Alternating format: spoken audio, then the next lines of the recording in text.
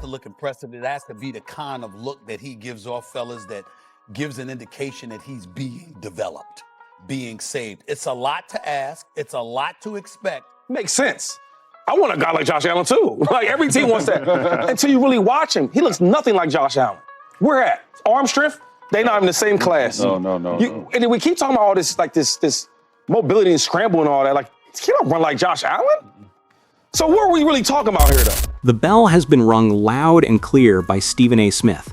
The New York Giants cannot fully rely on Jaxon Dart because he is not prepared. Stephen A. didn't mince words when he was asked if Jaxon will actually be up to par in the game next week. He merely responded that, given the pressure he is about to experience, it is difficult to ask Jaxon Dart for anything this significant.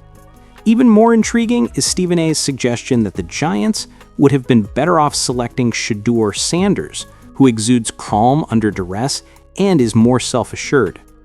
To ensure you don't miss any updates on our channel, click the subscribe button before we get started. However, there are those who are questioning Jaxon Dart's ability besides Stephen A. Michael Irvin, an NFL Hall of Famer, also spoke out strongly about the Giants' selection. Irvin acknowledged immediately following the draft that he was shocked to see that Shedeur Sanders had been passed over by New York, describing the move as unbelievable. He continued by saying that one of the most startling scenes of the whole draft was seeing Sanders easily advance out of the first round. According to Iran, Sanders satisfies all requirements in terms of self-assurance, leadership, output, and the capacity to lead a team like a real franchise quarterback. It just didn't make sense to him that the Giants would pass up Sanders in favor of Dart. Many league supporters and commentators completely agreed with this sentiment. You put on quarterbacks in this league. That's shocking that Shedeur Sanders did not get drafted last night. That's just, and asking me what was the reason.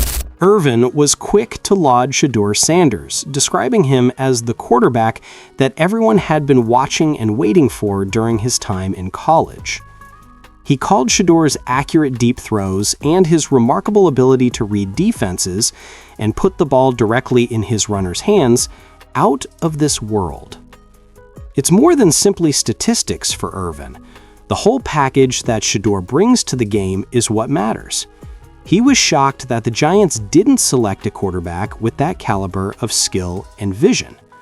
Boomer Esiason didn't sugarcoat his opinions, and Giant supporters weren't at all alarmed by his viewpoint. According to him, Jaxon Dart is not the type of quarterback that NFL organizations typically look for. He emphasized that Dart isn't prepared to take over right away, and that giving him command of an offensive scheme so quickly could cause problems for New York. Esiason even went so far as to refer to Dart as a mute quarterback in the modern NFL, implying that he lacks the commanding vocal presence required to lead a huddle. Furthermore, he expressed skepticism about Dart's mechanics, cautioning that the strategies that worked well for him in college might not be able to withstand the speed and intricacy of the professional game. Lise McCoy also made a strong statement, publicly criticizing the Giants' decision to select Jaxon Dart over Shedeur Sanders. McCoy was direct.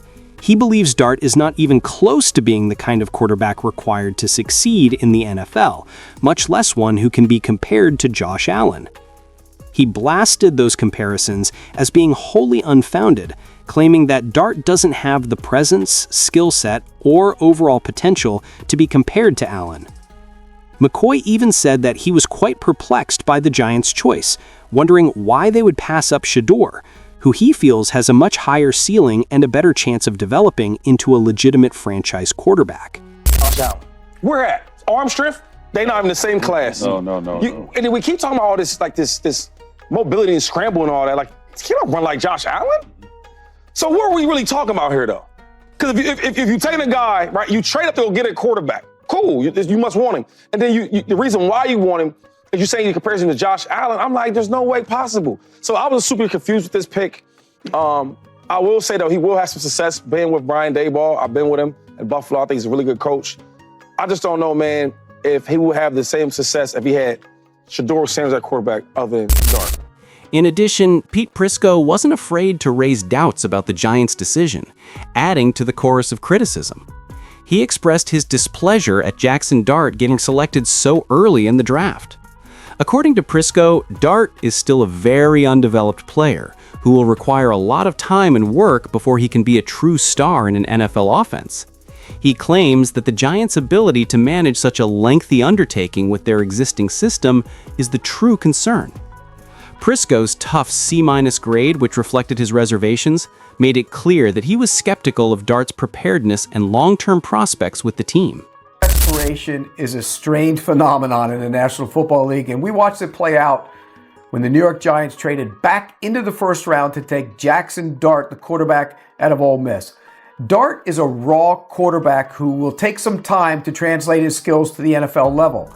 The offense is so much different than what he ran at Ole Miss. I do like him, but why not wait until the second round and get a quarterback? Maybe even wait to get him. Why trade back into the first round? I don't like this move by the Giants. I give it a C-. Others on the opposing side of the argument have defended the Giants' choice to pass on Shedeur Sanders.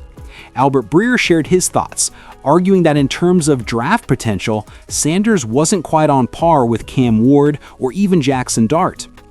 Breer claimed that both Dart and Ward showed more developed skill sets and general preparedness for the NFL stage, citing Shedeur's difficulties under pressure as a key contributing factor.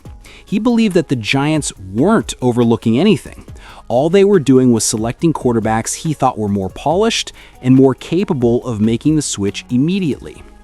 An alternative viewpoint on the matter was provided by Albert Breer, who provided some insight into what might have actually transpired during Shedeur Sanders' interview with the New York Giants.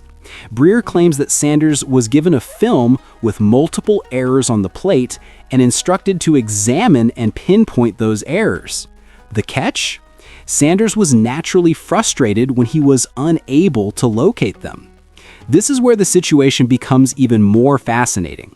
The Giants released the video of Jaxon Dart's interview for public viewing. However, there has been no mention of Shedeur Sanders' interview. Many people are surprised by that disparity. It was about going and finding a fit somewhere. And there was no one who saw it that way. And I wrote it, I said it until I was blue in the face. And the closer we got to the draft, the stronger I felt about it. That at first I said that this was in January, February. I was like, I'm starting to think the gap between Cam Ward and Shedeur Sanders is bigger than the gap between Shedeur Sanders and the past. Why is Sanders being kept under wraps when the videos of all the other prospects could be examined and evaluated? Fans are left wondering if the Giants are attempting to avoid escalating an already contentious discussion, or if there was something in his interview that they didn't want to be made public. One of the loudest opponents of the Giants' choice has been Stephen A. Smith, and his position just serves to stoke the flames. Smith asserts that New York didn't simply sign Jaxon Dart because they thought he was a good player, they purposefully avoided taking Shedeur Sanders by doing this. Smith feels that Dart isn't capable of meeting the team's actual demands, and this decision exposes the shortcomings in the Giants' executive office's thinking. He questioned whether Dart possesses the technical mastery, mental toughness, and leadership abilities needed to withstand the demands of starting in the NFL, particularly in a market as demanding as New York. Smith's point gets right to the heart of the matter. On paper, the Giants may have made a safer decision by passing on Shedeur, but the benefits are significantly smaller. He maintained that Sanders could handle the spotlight in ways Dart would never be able to because of his elegance, presence, and promise. Many others have similar concerns to Smith's regarding Dart's ability to manage the pressure of performing in New York, given the high standards and attention that accompany the event. This choice might be remembered as a significant setback for the Giants' future if he changes his mind. How do you feel about everything that is going on with Shedeur Sanders? Did the Giants make the right decision in selecting Jaxon Dart over him, or do you think they made a major mistake by passing on him? Do you think Sanders has already shown he is capable of being a franchise quarterback, or do you think he might not be as polished under duress? What about the unaccounted for interview video? Is it simply being ignored in your opinion, or is there more to the story? Please share your opinions in the comments section below.